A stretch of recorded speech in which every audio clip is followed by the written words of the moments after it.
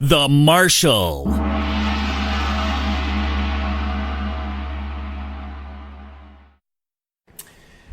Hello, Mike Bradshaw, into the Marshall podcast. Thank you very much for accepting my invitation to participate into this podcast series that I'm doing. I know you for a few years.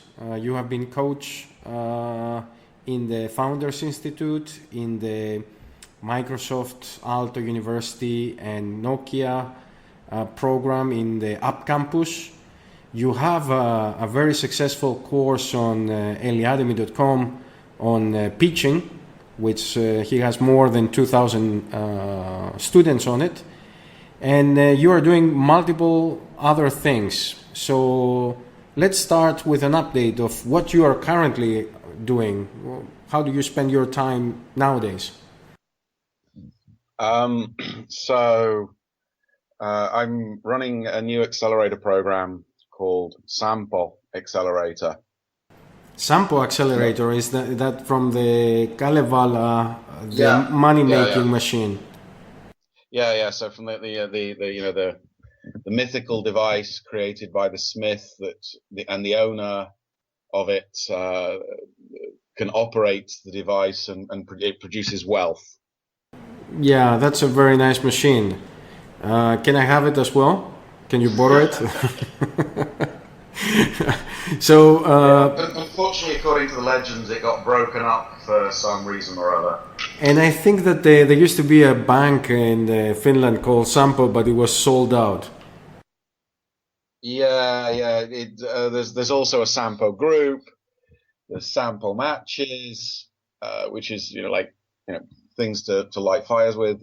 There's a lot of different entities called Sampo something. Yeah, it's a nice legend. But nevertheless, on the accelerator that you're running, I mean, for whom you're running the accelerator, who is participating, what is the objective? Can you please explain? Yeah. So I saw that there was basically a gap in the market that there were a lot of accelerators popping up, but they were all just following the same basic example of trying to copy Y Combinator. Take between 5 and 15% of the company, give them just enough money to live for a few weeks longer than the program in the city where the program is based, and generally sort of provide the bits and pieces that any program provides. And so I want to do something a bit different, and so we're zero equity, because basically I don't like paying lawyers or accountants, and most of the companies are going to fail. So you pay lawyers and accountants to manage worthless bits of paper. So we went with an alumni donation model. The idea being that some of the companies will be successful, and if they pay back in to help the next generation, we just have to sort of survive long enough to get the engine running. And I've seen enough programs to see that the model, it works on paper, and the founders I've talked to say that that if they had taken part in the program with those conditions, they would pay back. So the theory says it'll work. I also wanted to change it to be have a focus not only on the business development, but more on the personal development of the founders. So I'm looking really at first-time growth entrepreneurship founders. So the slogan we have is design or tech founders, first or second-time founders. And the reason we also say second-time founders is often people who have a design or tech background may have created some form of consultancy company or some other sort of just regular company, not a growth company.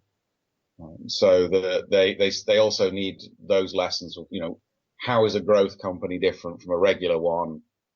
What are the things you go through? So it's the standard sort of education that you can get by reading Hacker News or TechCrunch. And also we make sure that we include workshops on mental health and how to recognize signs of burnout, how to avoid burnout, teamwork. So it's a very heavy emphasis on the personal side of things. So brilliant. I mean, first of all, I congratulate you because it sounds innovative. I don't know if there is any other uh, accelerator of this nature, but then it's also kind of like a circular economy that, you know, the next generation is financing the generation that is coming, or the alumni is finance the next generation. That's brilliant. That's a very nice idea. I mean, is this unique? Is this something that basically, have you seen it anywhere else in the world? Yeah, American universities. American universities. And in Europe, what about the universities in Europe? Have they No, because catch up? universities in Europe, my understanding is the universities in Europe are government funded, so They don't really they care. don't need. Yeah. Yeah, and I mean they leverage then their alumni networks, I believe, in a similar sort of way that they they take in industrial partners, and those industrial partners do sort of uh, donate in, I think, a little bit, but I think that my understanding is the vast majority of their money comes from the government. So I have so many questions, so let me start asking all these questions. I mean, sure. are you planning to expand the concept outside Finland? Um, everything is possible. Everything is possible. Okay, I mean, if you plan, then count me in so I can connect you to some universities. We have so many universities with the Eliademy. So basically, if you send me a proposition, I could kind of like help you out.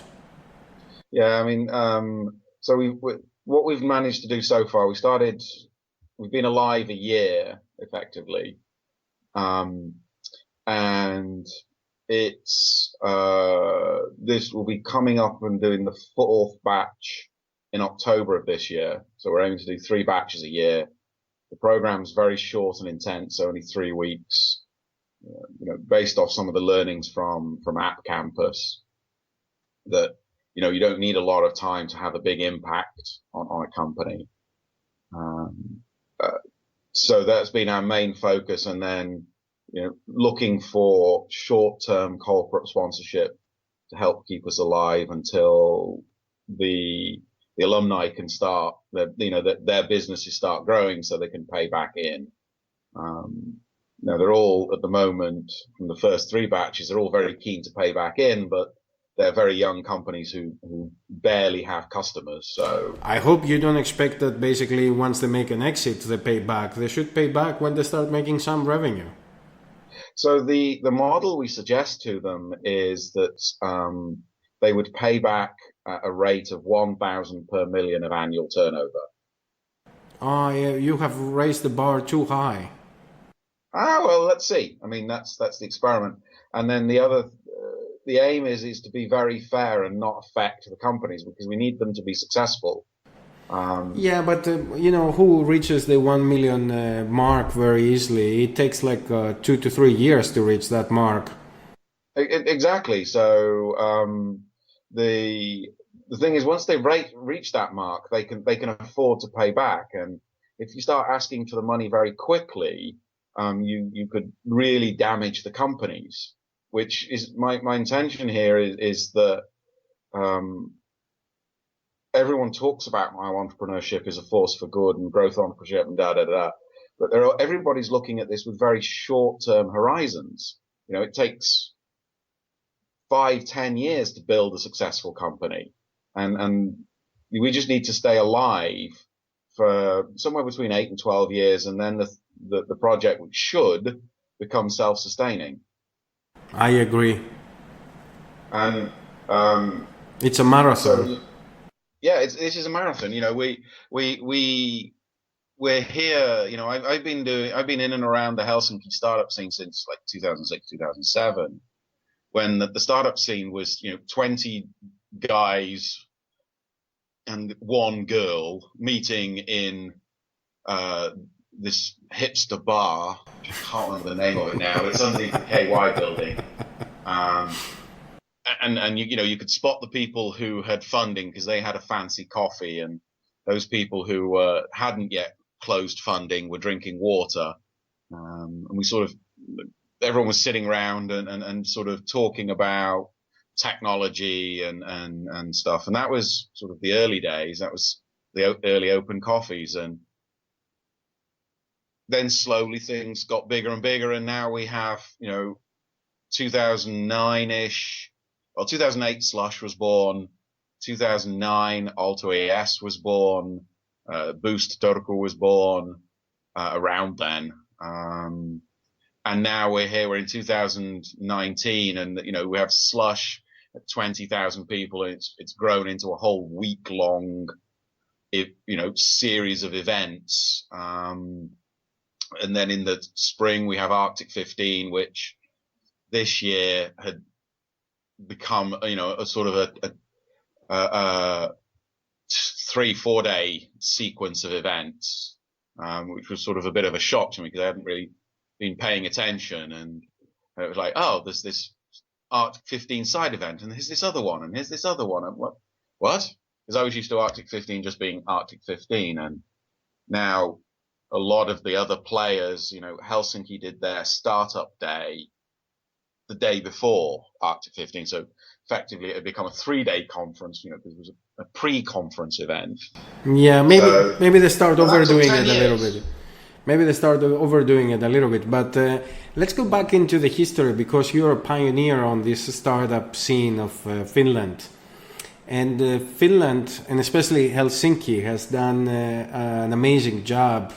Helsinki, Espoo, Vantaa. They have done an amazing job on cultivating that entrepreneurship spirit within the young generation. As an ex-Nokia guy, I will say that, I saw multiple Nokia fellows starting up a business after the collapse of Nokia, but the most amazing part is the young fellows, 18 to 24, that they are kind of like a head-on the startup scene, and that is because of the good background work of Helsinki, Vantaa, and Espoo municipalities. At least that's my opinion. What's your opinion? I mean, who is behind this success in Finland? Is the government? Is the municipalities? Is the private organizations? Are people like you? Of course, there are people like you that basically you have done all the groundwork, but who actually make the spark, in essence? So there isn't. I was listening to some other podcast, and there's been quite a lot of research on this, and they've. It seems that the research and the consensus is you need 3 things to create, to have a thriving entrepreneurial ecosystem. You need universities, because they produce, research, and some of that research can become companies. They also produce, smart people who know something, but possibly not enough, and therefore are dumb enough to want to start their own company and don't realize how hard it is. So that's the universities. Then you need bottom-up support. And that was, the open coffees and the bar camps in the early days, and Slush, which, was started by 4 or 5 entrepreneurs because they said, no, nobody else is organizing an event. Why don't we? And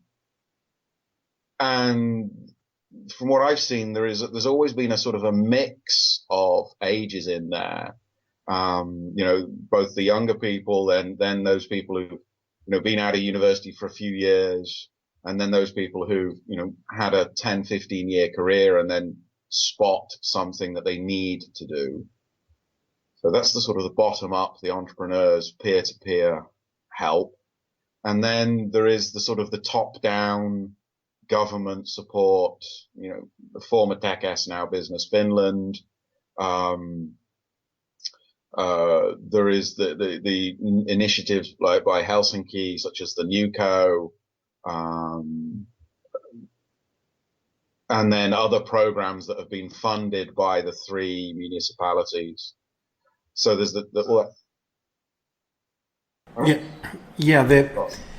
The new co the new co is doing amazing job. I mean, I've been in a couple of workshops and walk in, ask a question type of thing. It's a brilliant infrastructure and brilliant concept.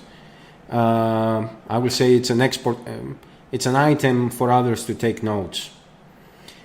yeah. But then again, you need those change agents, as you correctly said, and those correct change agents are very difficult to be identified and to be motivated. I mean, basically, those change agents, they are doing it because of their own goodwill, and I don't know if they are getting enough support. Possibly. Okay.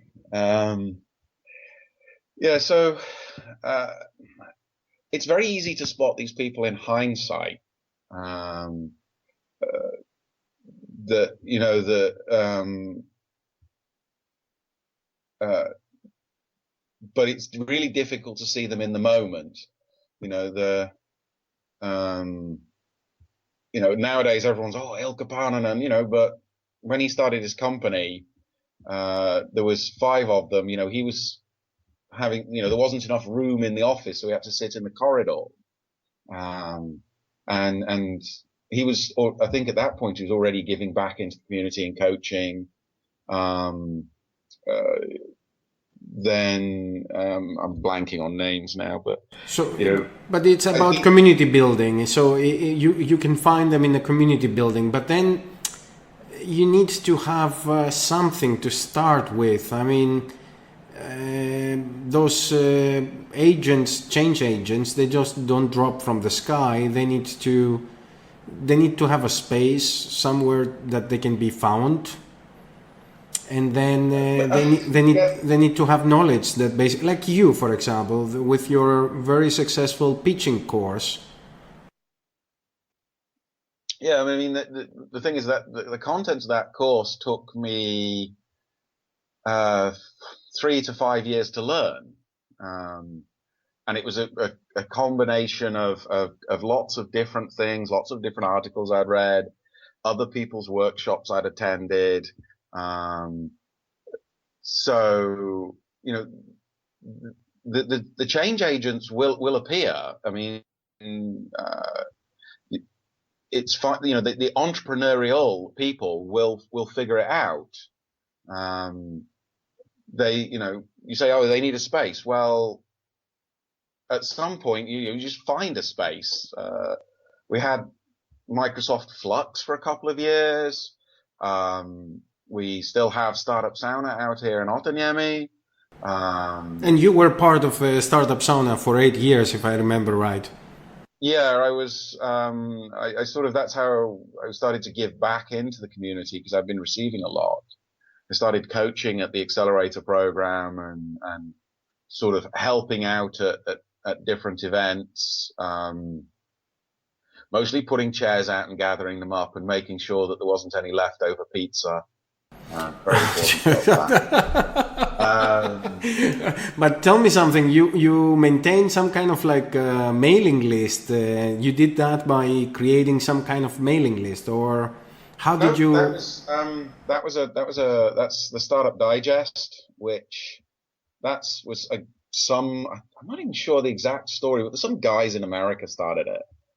And then they got volunteers in each city, and it was actually um, 2 people from Alto ES who were running it initially. They sort of signed up and became the editors for Helsinki. One of them was Charlotte Leokas, and um, she was at the time it was she had a Google Doc that she just sort of added elements, events into, and then every Sunday evening she would copy paste from this Google Doc and send an email to some address.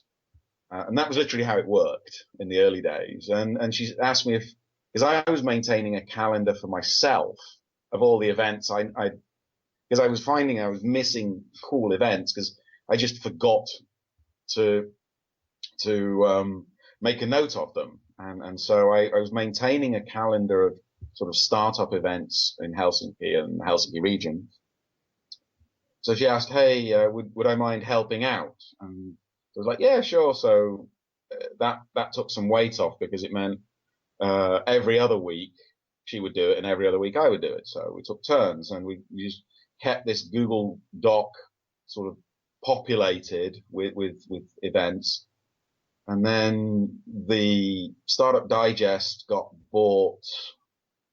Or was it funded by the Kaufman Foundation? And then they attempted to spin it out, and then I think it's now owned by Tech. Yeah, it's owned by TechStars. So they fund the central staff for it. And we now, it's now so advanced that there's a small tool that you can use in Chrome to clip event data from Eventbrite. And so that they now have a back end and an actual tool that you use. So they have a full set of applications for creating a deal flow. Yeah, a digest of events in cities. So it's a really good source if you're going to visit a city and you want to see what the startup events are. You can just go to that Startup Digest and look at that city. And they also have some digests on various different topics. I believe that all the curators are volunteers. At least I've met a couple of others, like for the ones for Estonia, that's somebody who works for Business Talent or something. I'm not exactly sure. It's some government organization. But nevertheless. But for me, it's not a big thing because it's effectively every month. The newsletter should come out on a Tuesday morning if I get it right. On a Monday evening, I spend sort of 2 hours going through. You still do this work. You still do this work. Yeah. Wow. For how many years? I can't remember. I can't remember when I started it. So it has to be a decade. No, it's not that long. It's not? It's 8-9 years probably. All right. I mean, Helsinki needs to give you an award one day, Mike. I vote for it, full-hearted, with my full heart. Because when Charlotte gave up on because she was moving to India, so it would have been hard for her to keep maintaining it. She found somebody to take over, and he worked with me for a couple of years, and then his life changed, so he wasn't able to keep doing it. I think the last 2 years I've been doing it by myself, something like. Yeah, I'm not saying this to flatter you. I'm just saying that basically from the three elements that you said, from the universities and the funding from Business Finland, the agents are the ones that they are working on their own goodwill, and basically it needs to be recognized. Of course, we praise the municipalities and we praise the funding coming from Business Finland, Tekes, and so and so.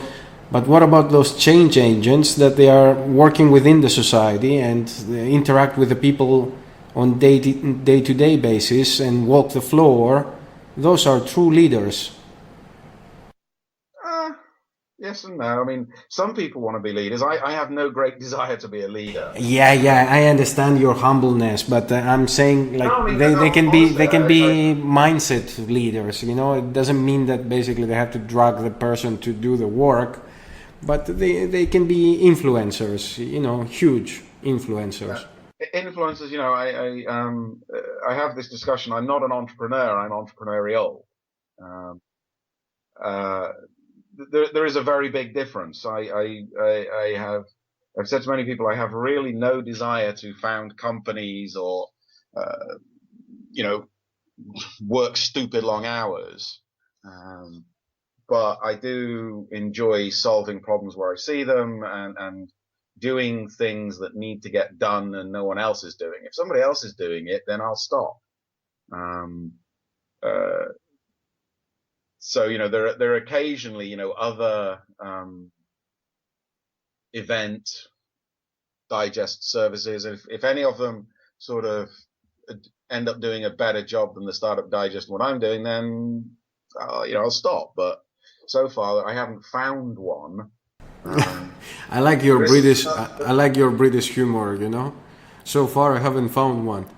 What about Brexit? Brexit is coming up. Have you taken your Finnish nationality, or are you Finnish citizen now, or are they gonna send you back home? It's on the to-do list. I just need to go and find my UKI test certificate and fill out the paperwork. It's just the having to list down all of the foreign travels for the last 10 years is a sort of a bit of a daunting task. Really? You have to do all that? Yeah, I haven't looked at it hard. It's just that I've talked to a few other people who've done it, and they say, yeah, you need to do this, you need to do that. It's like, oh, okay. It's not so easy. Jesus. Yeah, so Finnish citizenship, you have to have lived here for, I think it's 5 or 6 years. You have to have a language certificate that proves you can speak Finnish or Swedish to a mildly competent level. Well, basically the level that you can pass at is the level 3, which is relatively Tarzan-like. But hey, the Finnish government thinks that Tarzan level Finnish is good enough, so I'm not going to argue with them. Yeah, don't worry, but I haven't done it either. I have lived 20 years in Finland and still no nationality, because I was under the impression that that's the reason why we made European Union. So we tear down the borders and we are Europeans of ethnic background, Finnish or Greek or Italian or British. What was the point for European citizens to get the nationality of another country? That's a very close mindset. Yeah, so that's, with Britain leaving, that's why I need the Finnish citizenship. Yeah, but Greece Greece is not living Greece doesn't go anywhere, so I still don't need anything. I'm not going to make the standard racist jokes about the lazy Southern Europeans. Ah, really? Okay, go ahead. You still have some marbles there in the British Museum that you shouldn't have. Pretty much, I think all of the British museums shouldn't be had. Although I went to it was the British or the Royal Albert, and then you realise that a lot of the things they actually have there are plaster casts of the originals. So they have some original stuff, but they also have an awful lot of plaster casts. But let's go back to the startup scene. So, what is the hottest startup nowadays in your incubator or accelerator, and in general in Helsinki region? Like, what are the top 3 startups that you have? The first 3 that they come into your mind, and the most prominent coming out from your accelerator. Oh, okay. So I have no idea about the startup scene in Helsinki. I'm not tracking it hard. As I say, I explained to the startups that come through the accelerator here, I'm raising chickens, not dogs. Don't expect me to give you names and care about you individually. So, I'll look after you and I'll help you out, but I can't care about you individually. So the ones that stick out from the accelerator,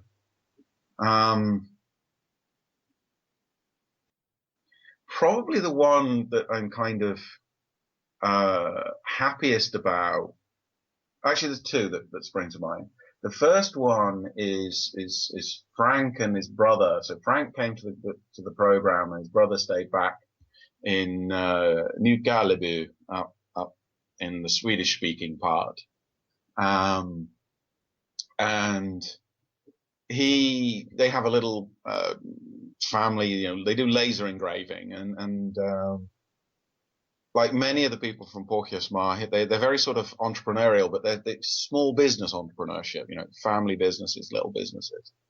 And he had this idea to write some software, and he had actually got pointed to us via Petri Lemmoskoski from Guerrilla Ventures, because he wasn't a suitable case for them, but Petri could see that there was something there, so he suggested he comes to the program, and he had I think he learned a lot, and he had a wonderful time. And then when he went back to the village, because it's I think it's only like 5,000 people or something there, he was sort of went back to his one person office and was sitting there, and oh God, it's so lonely. I wish he was back in Otaniemi where all those people and that buzz and excitement was. And he started talking to some other people he knew in the village and realized, why don't we make a co-working center here? So they just opened the co-working center. They had Peter Vesterbacker up there and to do the opening day, and so that led to the kickstarting a revolution of people. Now instead of him sort of sitting there and whining about it, he says, well, why not do it myself? Excellent. Really and what's the name of the company? Smidio. Smidio. Yeah, Simidyo. And they do laser engravings on demand through the internet? Yeah, so actually what they do is they Pretty were good scratching idea. their own itch. And he was writing, because basically when you do laser engraving, there's like 6 to 10 variables.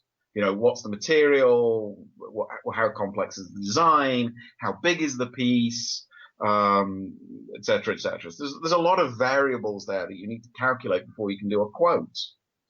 And so what he did was he made some software to automate this quoting process so that you can sort of plug it in, so it's sort of Shopify on steroids for complex quotes. And they have, last time I spoke to him, which was a month or two ago, they've already sort of got their first customer, and they're trying to close their second and third customers. So that as his little Smidio as a business, and what allows him to build this software is that behind it they have this laser. So his brother's there doing all the laser cutting to keep the two of them fed and alive. So he's effectively his own angel investor, which is rather marvelous. So that's sort of the first case that springs to mind. And the second? And then the second one is it comes to do with how we measure success at the Sampo Accelerator. Is we're looking to see how many of the companies become growth companies, because not all of them can or should be growth companies. Or how fast can we help them make the decision that there's no business there, and then they shut it down, and so they save sort of time from their life. And the second case is from that. It was an Estonian guy, quite technical, who I met at a startup event, and he came to the program. The thing he was doing was called Popularia, which was he was trying to do a new type of social network where privacy and was more sort of central and core, but still had so it was very, very hard for anyone to understand what the hell he was doing. And he was, although he had a team from Belarus, because he was Russian speaking, so he'd recruited a great engineering team, and he'd found an angel investor, and they'd built some technology, and of course the technology was awful because they were engineers and they don't really have a designer, and it didn't really work, and nobody could quite understand what he was doing, and he'd never even heard of Lean Startup. So when he came here during the program, he started to understand, that the build, measure, learn. It's not about building something. It's about What's the learning you're trying to achieve? So how should you measure that learning? Or how can you measure the thing so you can learn something? And then from that, you decide what you build. And so he took this to heart and did a couple of experiments, and then he kept pushing for another month or two, and then realized it's not going to go anywhere. It's the team's too small. He doesn't have the experience and the knowledge, and he's a solo founder. Excuse me. And so he stopped.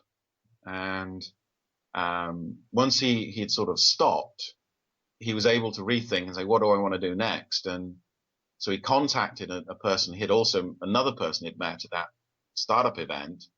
And then the two of them sort of did some ideating, and they're now doing a service around logistics. I'm not entirely sure what it is.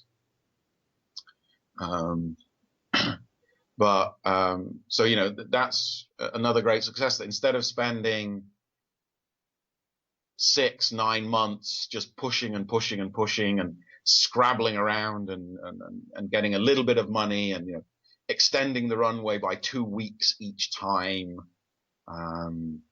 he said, he sort of took stock and said, hang on a minute, instead of scrabbling, is this worth doing?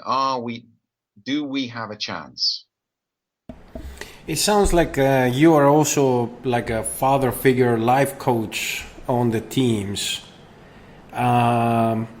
So you don't teach them only about pitching and making their presentation good for the venture capitalist, but you try to coach them also how to cope with life. I mean, you mentioned that in the beginning about identifying burnout symptoms.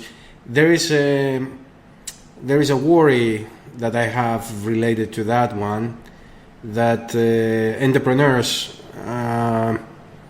they will become victims of burnout. I mean, in essence, when you are working in a company and you get your paycheck every month, everything is rosy and nice, and the only thing that you have to worry is about the reorganization. But as entrepreneur, every single day is a stressful day. What's your opinion on that one, Mike? So this is something I think maybe I am a father figure, but it's more, I'm trying to make them think and have honest conversations between themselves. So it's more sort of force people to do things that are slightly uncomfortable. So push them slightly out of their comfort zone. I don't know which side suffers more burnout. I mean, I remember when I was working in the corporate world, and you would see these sort of lower tier managers who spend 8 hours a day in meetings. They go from meeting to meeting to meeting. They never, you know, they're physically there, but they're not mentally there because of all the stress and strain they're under. And with the entrepreneurs, I'm always reminded of I think it was Phil Libin, the CEO of Evernote, a few years ago, Arctic 15, and he gave this talk, you know, reasons not to be an entrepreneur. And he says, you know, don't be an entrepreneur if you want to be your own boss. Because everyone thinks, oh, it's an entrepreneur, you know, I'm in charge. So, actually, no, you're not. As an entrepreneur, you end up with more bosses than you had before, because your investors are your boss, your staff are your boss, your customers are your boss, and they have way more power over you than some guy in an office. So there's sort of all that, and yeah, okay. There is the plus and then there is the plus and plus and minus. Yeah, it's the highs are higher and the lows are lower. So what you need to remember to do is to celebrate remember to celebrate the highs, because you learn right after the high will come the low. You need to find people who you can go and tell them that you're feeling low and that, you know, it's all going to shit and this is never going to work. And they say, well, what about that award you just won? Oh, yeah, I forgot about that. Because it's you know, it's the 17th award that you've won for something or other. So for you, it's not a big highlight, but it's still a win. Many entrepreneurs in the early days, you know, they don't take the long summer vacation. But they should still take vacations. You know, take long weekends, take Friday and Monday off. So you take, you know, have a long weekend away. Go and walk in nature. Have a hobby. You know, something which you do that's completely different from the startup. So whether that's, you know, some physical sport or it's painting or it's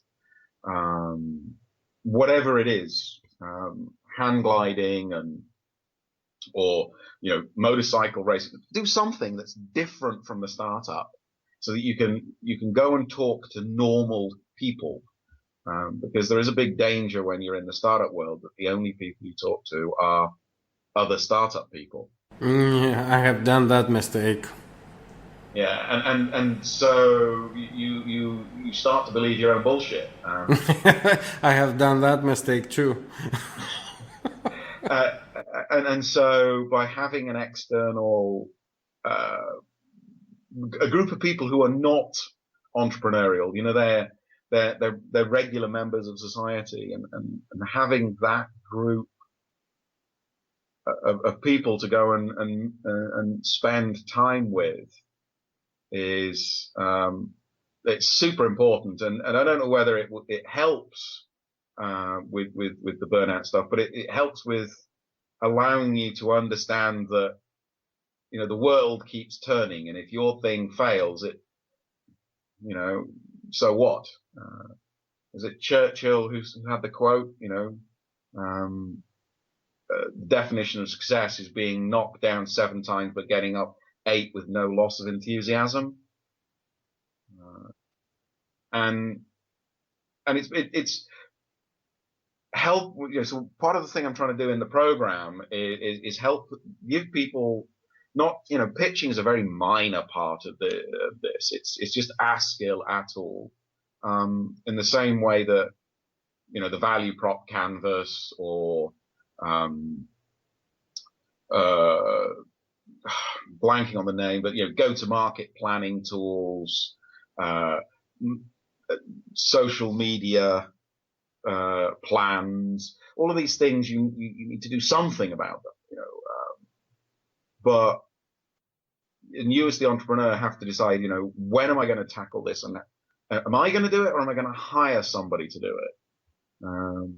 Should I do something about this today, or is it something I need to do this year, or is it, you know, when should I look at this, and just make people aware of this? Because especially when you're doing your first startup, your first growth company, the amount of stuff you don't know is near infinite. And if we can, so one of the things I'm trying to do with Sampo Accelerator is, can we not have everyone have to discover the same lessons over and over again in the most painful way? Can they have that, you know, people who've done it before say, hey, by the way, don't do that. It's painful and slow. You know, this one doesn't work, or this one usually doesn't work, or this one usually does work, but might not work in your case. You should invite me one day to kind of like make a list of all my failures. Yeah, I mean, you know, it's the best way to help the community by telling them real life examples of almost 8 years of entrepreneurship in Finland. I can count at least 20, 30 topics, and I can make a presentation, you know, one by one, and give an example of why it was a failure and what actually action I should have done on that particular point. So I'm going to flip that straight back at you. Just make the presentation and go and tell all of the entrepreneurship societies that are available. So, Boost and Tampares.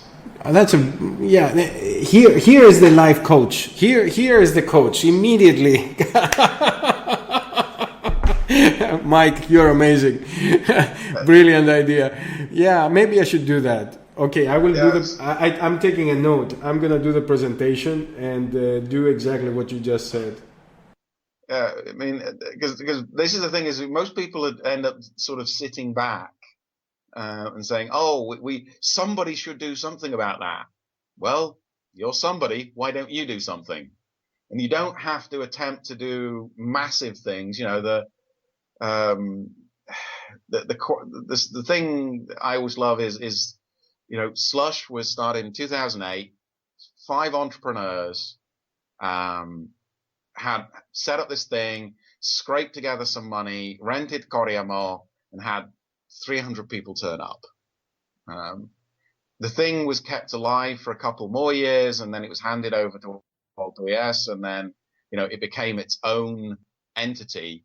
And I think 6 years after it started, they had more speakers at the event than they had attendees at the first one. So that was an example of growth. But that happened because people stepped forward and did stuff because they saw it needed doing. They didn't wait for somebody to tell them to do it or invite them. They said, "Oh, this needs doing. That's the obvious thing to do. Let's go and do it."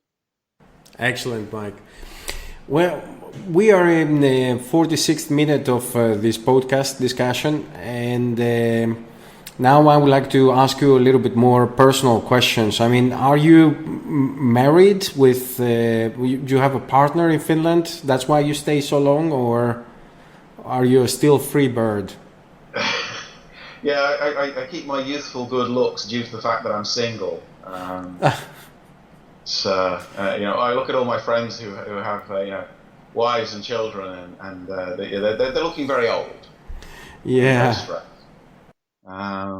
So no, I'm single. The thing that keeps me in Finland, apart from the sheer utter stupidity of the British Isles, and the from the outside and the occasional visit, their ability to sort of accelerate towards the ground rather than trying to pull up keeps me here, because most of the stuff works here reasonably well.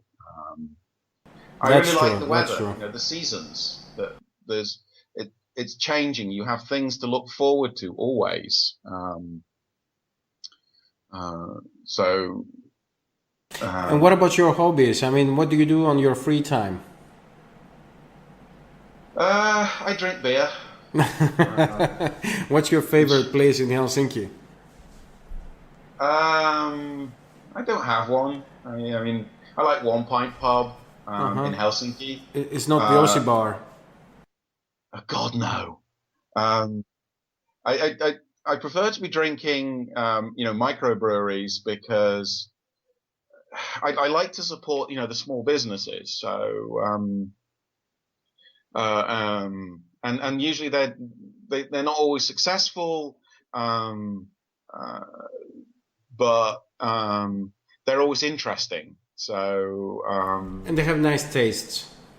Yeah, well, my father gave me a wonderful piece of advice, which he said, "There's no such thing as bad beer. There's just beer you don't like." So yeah, so I also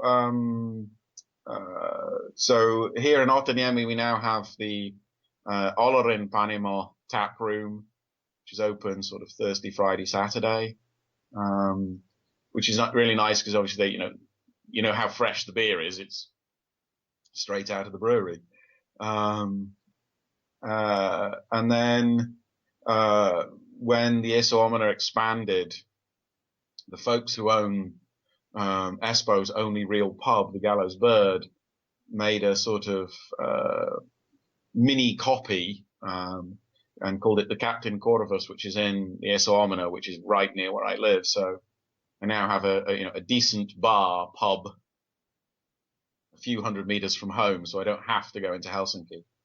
Totally British. You and your pub culture.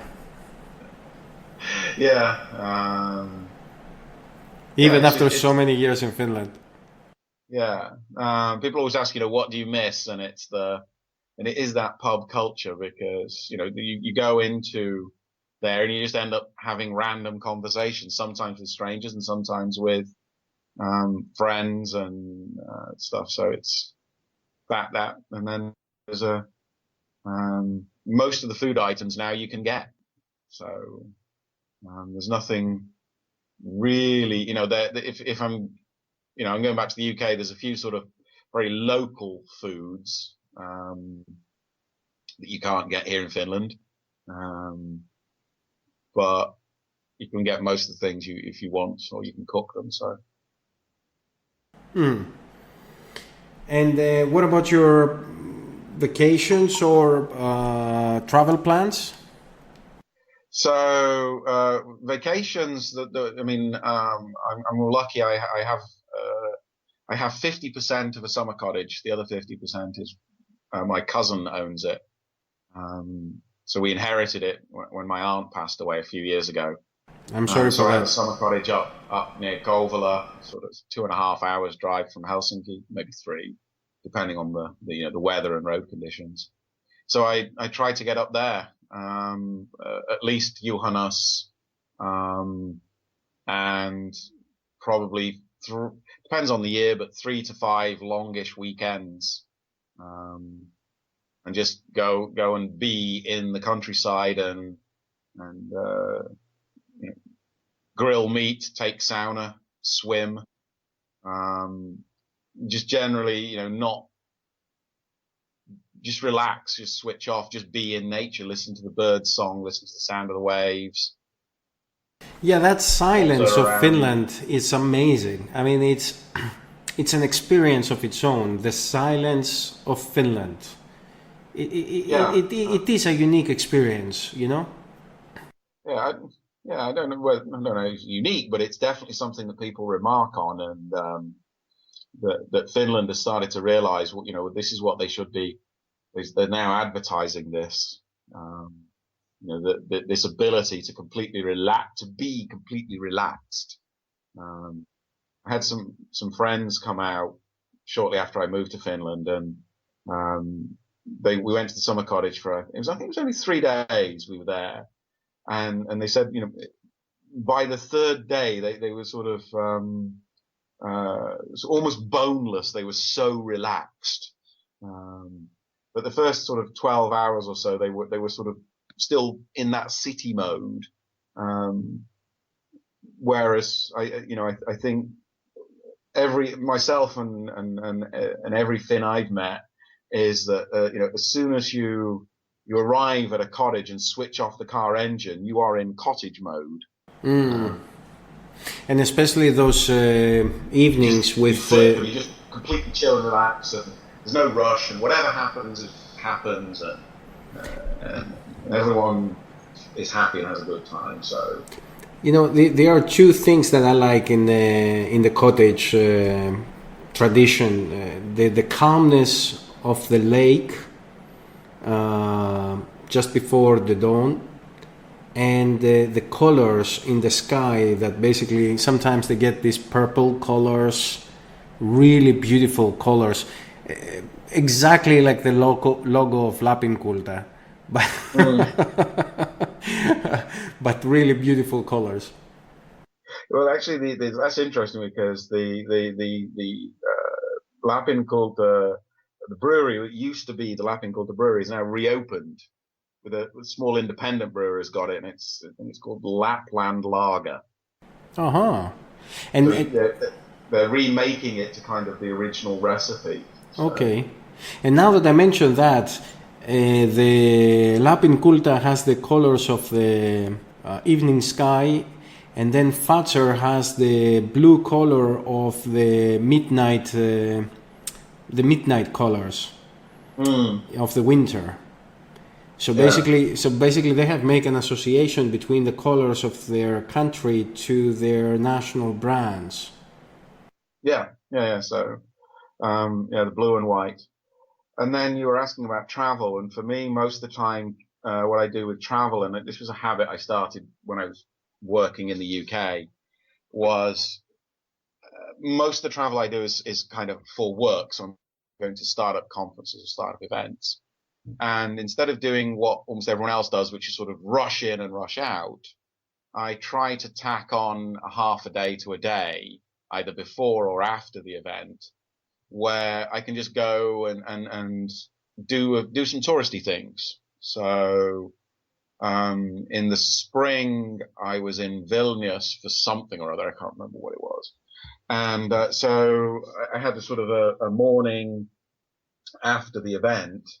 And so I went to the KGB museum, which obviously is very, very depressing and sort of horrifying, but still very, very interesting. So, and then one trip we took a few years ago to Samara in Russia. There's Stalin's secret World War II headquarters. So we got the local organizers sort of arranged a trip for us to go and see this museum and get an English speaking guide. And so get to go and do these, add these little things in, so that, because otherwise you're just going to, Ferris Bueller's Day Off, sometimes you have to stop and look around you before, so you realize life is rushing by. True. Never forget that one. Yeah, you're a long time dead and all that stuff. But so I when I travel, I do try to sort of add these, try and add an extra half day, at least a half day, if not a day, so you can go and that you're not sort of having to rush. And if the party goes long and you end up with a bit of a hangover, then okay, instead of doing the touristy things, at least you can have a leisurely breakfast and try and recover. Because you've not scheduled anything for that time. So that's how I tend to do travel. But you have come also to Cyprus. I think, if I remember right, they invite you to Cyprus. Yeah, there was some startups for peace. Yeah, startup for peace. Yeah. Yeah. So the classic reason people ask me to come to some event is, to come and do the pitching workshop.